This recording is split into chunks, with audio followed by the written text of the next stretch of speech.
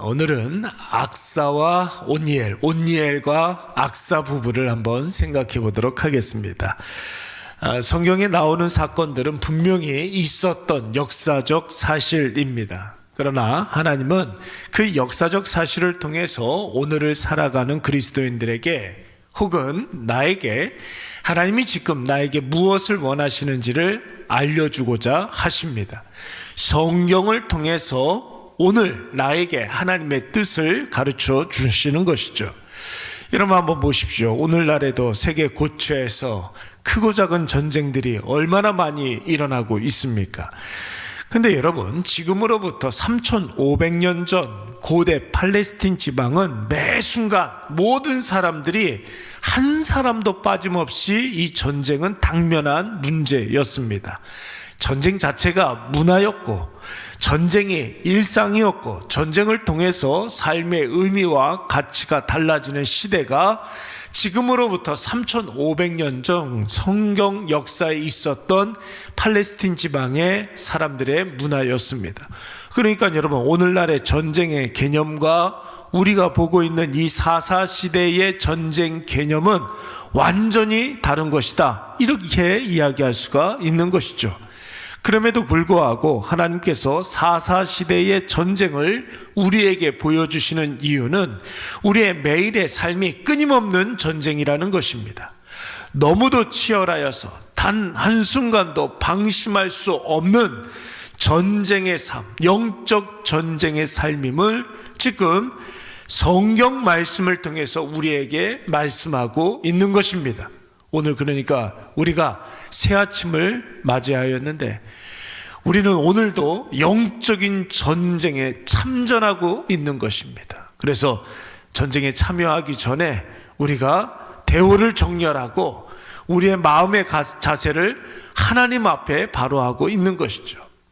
여호수아가 죽은 이후에 이스라엘은 하나님께 이제 우리가 어떻게 해야 됩니까? 묻습니다. 이에 하나님께서는 이스라엘 백성들에게 하던 일을 계속하라고 말씀하고 계시는 것이죠. 즉, 너희들이 이 가나안 땅에 온 이유와 목적대로 너희에게 주어진 사명을 잘 감당하라고 말씀하고 있는 것입니다. 여러분, 그 일은 가나안 땅을 정복하는 것이고 인간 지도자가 죽었다고 해서 멈출 수 있는 것이 아닙니다. 오늘 그들의 삶의 당면 과제이고 하나님께서 이스라엘 백성들에게 원하시는 삶이기 때문에 그런 것이죠. 여러분, 그 일은 가나안 땅을 정복하는 일이었어요. 하나님은 특별히 유다 지파가 앞장서라고 말씀하여 주셨는데 오늘 본문의 말씀에 보면은 유다 지파의 활약상이 자세히 나오고 있습니다. 유다 지파는 자신의 형제 지파라 할 수 있는 시므온 지파를 독려해서 함께 가나안 족속, 브리스 족속을 공격했는데 특별히 그들의 수장이라고 할 수 있는 아도니 베색을 처단하게 됩니다. 그리고 여러분, 승기를 잡은 유다 지파가 계속해서 남은 전쟁을 수행하는 모습이 나오고 있죠. 예루살렘 이후에 계속해서 남쪽으로 이동해 가면서 정복 전쟁을 수행해 가고 있습니다. 그래서 이스라엘 역사 내내 그들의 영적인 모체가 될 수 있는 여러분, 예루살렘을 점령하게 되고 여러분, 그 이후에 예루살렘 이남 지방을 조금씩 점령해 나가는 것입니다. 그 과정에서 가나안 땅에서 굉장히 이름난 영웅 호걸이라고 이야기할 수 있는 여러분, 이스라엘 백성들에게는 모르겠지만은 가나안 땅에서는 굉장히 중요하다 이야기할 수 있는 영웅 호걸 세세와 아이만과 그리고 달메를 무찌르고 유다 지파의 주요 거점이라고 할 수 있는 헤브론까지도 여러분 복속시키게 되는 것입니다. 여러분, 왜 성경이 유다 지파의 가나안 땅 점령 현황을 이렇게 자세하게 보여주시는 걸까요?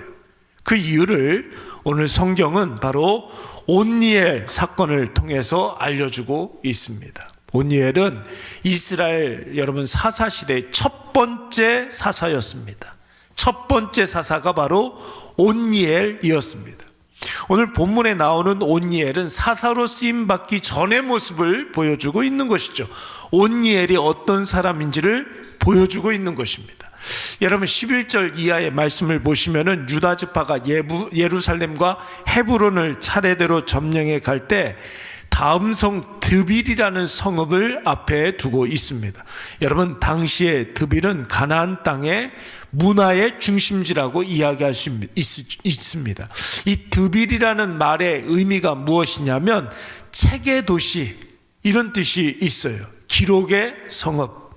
이름 자체가 책의 도시, 기록의 성읍이었다면 여러분 그 성읍이 어떤 곳인지 유추해 볼 수 있지 않겠습니까? 지식과 문화의 중심지였고 단순한 하나의 마을이 아니라 가나안에 거류하는 모든 사람들에게 정신적인 기둥이 되는 도시가 바로 이 드빌이었습니다. 그러니까 여러분 드빌 사람들은 자신들의 문화적 가치를 지키기 위해서 크고 견고한 성읍을 구축해 놓았고 모든 군사를 드빌에 집중시켜서 예루살렘은 내줘도 헤브론은 내줘도 이 드빌만큼은 우리가 절대로 이스라엘 사람들에게 내줄 수 없다, 결연한 자세로 결사항쟁의 장소로 삼게 된 것입니다. 이에 여러분 유다 지파의 갈렙이 어떤 여러분 결정을 내립니까? 이 드빌 전투가 유다 지파의 마지막 정복 전쟁이 될 것을 직감하고 이 드빌 전투에 앞장서는 자에게 자신의 딸을 주겠다고 호언장담합니다. 여러분 고대 사회의 전쟁 문화에 있어서 전쟁에 나가서 혁혁한 공을 세우는 자에게 왕의 딸이나 지도자의 딸을 주겠다는 것은 많은 의미를 내포하고 있습니다. 여러분 어떤 의미가 있겠습니까? 이 상황이 굉장히 심각한 상황이라는 것이죠. 굉장히 중요한 전쟁이라는 것을 의미하는 것입니다. 또 용감하고 뛰어난 인재를 발굴하는 그런 의미도 있고 백성들에게 사기를 북돋우면서 동기부여가 되는 일이기도 하지요. 여러분 이에 분연히 일어난 사람이 한 사람 있었으니 그 사람이 바로 여러분 온니엘이었습니다.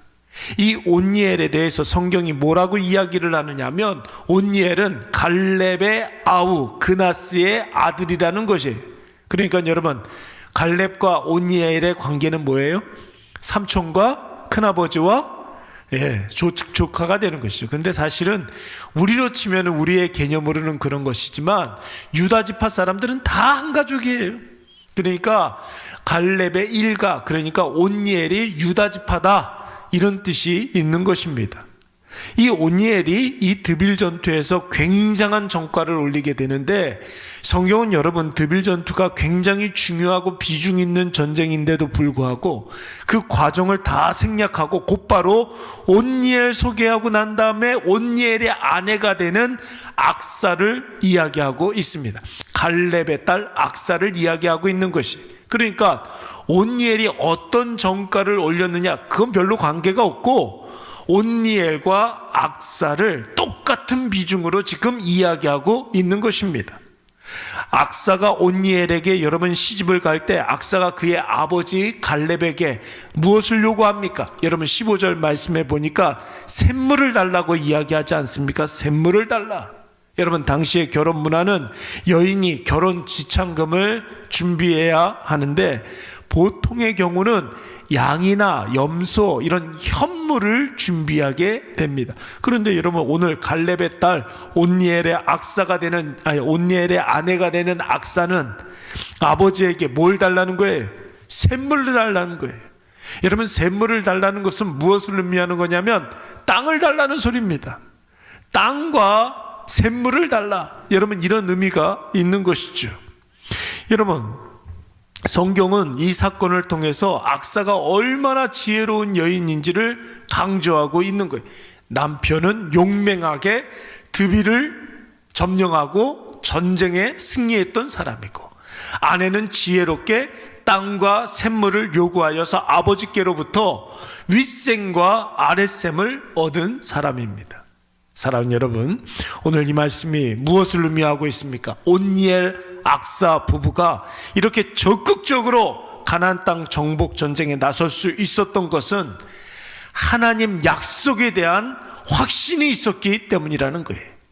하나님께서 우리가 적극적으로 도전하고 적극적으로 그 사명을 감당하면 반드시 약속한 것을 주신다라는 강한 확신이 있었기 때문에 그 약속 붙잡고 자기에게 주어진 사명을 담대하게 감당할 수가 있었던 것입니다. 여러분, 이것은 지금으로부터 3500년 전 온니엘 악사 사건에만 적용되는 것이 아니죠. 우리에게도 여러분 그대로 이것은 적용이 되는 영적인 원리입니다. 우리가 하나님의 약속의 말씀을 확신하고 그 말씀대로 행하면 하나님은 반드시 약속한 것을 우리에게 허락해 주시는데, 여러분, 우리가 사명을 감당하기 위해서 적극적으로 도전하고 그 일들에 대해서 우리가 헌신하면 여러분 그 사명을 감당할 수 있는 힘과 지혜와 능력을 하나님께서 우리에게 허락하여 주신다는 것을 믿으시기 바랍니다. 누구처럼? 오늘 온니엘처럼 힘도 주시고 악사처럼 지혜도 허락해 주시는 것입니다. 사사시대의 전쟁의 역사를 보여주면서 하나님은 오늘 우리에게, 우리 각자에게 당한 그 모든 일들을 적극적으로 감당하시기를 원하시는 것입니다. 그래서 여러분, 오늘 이 아침에 우리가 기도할 때 가정에서의 나의 위치와 내가 해야 할 일들이 무엇인지를 깊이 묵상하면서 하나님이 나에게 원하시는 그 일들을 적극적으로 감당하시기 바랍니다. 나의 일터에서 내가 해야 할 일과 하나님이 나에게 원하시는 그 일들을 조금도 소홀히 여기지 마시고 온니엘처럼 용맹하게, 악사처럼 지혜롭게 감당하시기 바랍니다. 오늘 하나님께서 우리에게 생각지도 못했던 득비를 우리에게 허락해 주실 줄 믿고, 무엇보다도 윗셈과 아랫셈까지도 주시는 크신 은혜를 허락해 주실 줄로 믿습니다. 우리 이 시간